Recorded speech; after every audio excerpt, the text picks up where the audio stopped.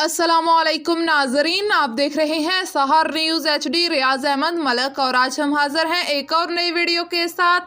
नाजरीन, पाकिस्तान तहरीक इंसाफ का जेल भरो तहरीक का तीसरा मरहला रावलपिंडी में हुआ। इस तहरीक में क्या हुआ आपको बताएंगे, मगर हस्बे रिवायत आपसे गुजारिश है कि अगर आपने अब तक मेरे चैनल को सब्सक्राइब नहीं किया या फिर आप मेरे चैनल पर नए आए हैं तो इसे सब्सक्राइब करके साथ लगे बेल आइकन को प्रेस कर दें ताकि हमारी आने वाली हर नई वीडियो का नोटिफिकेशन आप तक पहुंच सके। इस वीडियो को लाइक कर दें और इसे शेयर करें। तो नाजरीन, शुरू करते हैं आज के व्लॉग की ये स्टोरी। पाकिस्तान तहरीक इंसाफ ने जेल भरो तहरीक शुरू कर रखी है, जिसका पहला मरहला लाहौर से शुरू हुआ, जिसमें 80 अफराद ने गिरफ्तारी पेश की। छोटे कारकुन तो गिरफ्तार हैं ही, मगर बड़े कायदीन ने अपनी जमानती इकदामात एक रात बाद ही शुरू कर दिए। खैबर पख्तूनख्वा में सब कायदीन सेल्फियां बनवाकर पतली गली से चले गए, कोई शख्स भी गिरफ्तार नहीं हुआ। जबकि आज तीसरे मरहले में रावलपिंडी कमेटी चौक में ऐलान किया गया था, जहां पुलिस ने कैदियों वाली दर्जनों वैन और दीगर गाड़ियां खड़ी कर रखी थीं। साबिक सूबाई वजीर फयाजुल हसन चौहान ने अपने 10 अफराद के साथ गिरफ्तारी पेश की, तो हमने पुलिस से राब्ता किया कि क्या बगैर किसी वजह के इन्हें गिरफ्तार किया जाएगा, तो जवाब मिला कि नहीं, अगर उन्होंने लाहौर की तरह हंगामा किया तो इनके खिलाफ मुकदमात कायम होंगे और इन्हें सच्ची मुची जेल भेजा जाएगा।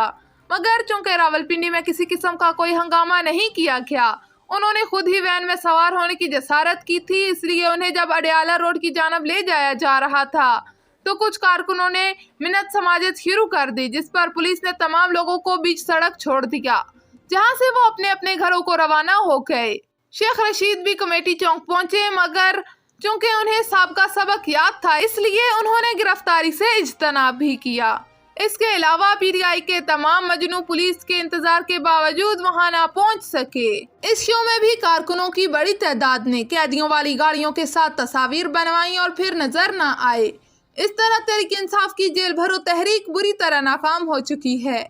इसकी वजह यह है कि अब कारकुन भी समझ गए हैं कि अपने कायद खुद तो जमानत कराता फिरता है और हमें जेल की सैर करने का मशवरा दे रहा है।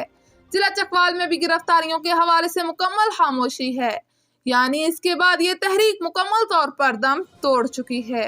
इसके अलावा एक और खबर जो मंजर आम पर आई है और सबसे ज्यादा गर्म भी है, वो है सुप्रीम कोर्ट का अज खुद नोटिस, जिसमें चीफ जस्टिस ने आज खुद नोटिस लिया कि सूबाई असम्बलियों के इलेक्शन की तारीख दी जाए। सुप्रीम कोर्ट ऑफ पाकिस्तान में पंजाब और खैबर पख्तूनख्वा में इंतखाबात से मुतल्लक आज खुद नोटिस पर समाअत शुरू हो गई, जिसके दौरान फारूक H नाइक ने फुल कोर्ट बनाने की इस्तदा कर दी।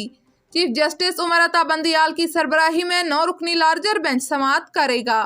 Justice Ijazul Hasan, justice Mansoor Ali Shah, justice Munib Akhtar, justice Yahya Afridi, justice Mazahir Naqvi, justice Jamal Mandokhail, justice Mohammad Ali Mazhar और जस्टिस अतर मिनल्ला भी लार्जर बेंच का हिस्सा हैं। गुजरावाला की इंसदादे दहशतगर्दी की अदालत ने वफाकी वजीर दाखिला राना सनाउल्लाह के वारंट गिरफ्तारी जारी कर दिए।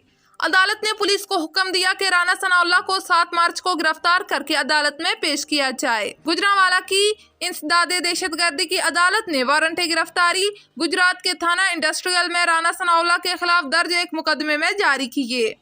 राना सनाउल्लाह के खिलाफ मुकदमा इंसदादे दहशतगर्दी की दफात के तहत 5 अगस्त 2022 को दर्ज किया गया था। मुकदमा काफ लीग के मकामी रहनुमा शाहकार असलम की मुद्दत में दर्ज हुआ था। FIR में चीफ सेक्रेटरी और इनके अहले खाना को जान से मारने की धमकियां देने का इल्जाम है। मुद्दई मुकदमा के मुताबिक इसने TV पर राना सनाउल्लाह को धमकियां देते देखा था। गुजरात पुलिस ने मुकदमे को खारिज करके इखराज की रिपोर्ट अदालत में जमा करवा दी थी।